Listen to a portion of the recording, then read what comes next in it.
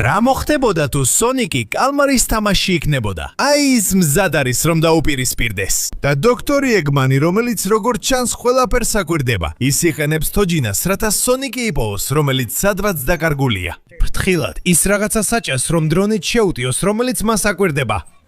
და სონიკი იმეორებს სცენას პირველი ფილმიდან თავისი მიუთ. და ის იჭერს მას. აშკარად უნდა დაეჭირათ, მეგობარო. ღმერთო ჩემო, როგორ დარბის? არა, იწყება მასაკრი. იქ ისე ვისვრიან, ყველა გარბის. ეს საკმაოდ რთულია. აი გაჩერდა. არა!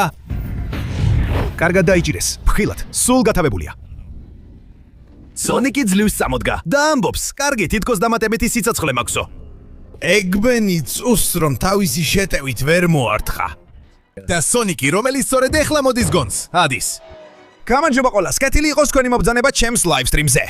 სონიკი და იუთუბერი და საკმაოდ მარტივად სანადგურებს თოჯინას. და დოქტორი ეგმენი, რომელიც ახლა გაბრაზდება, გვაქვს თუ არა? როგორც ჩანს არა. აი ახლა გვაქვს.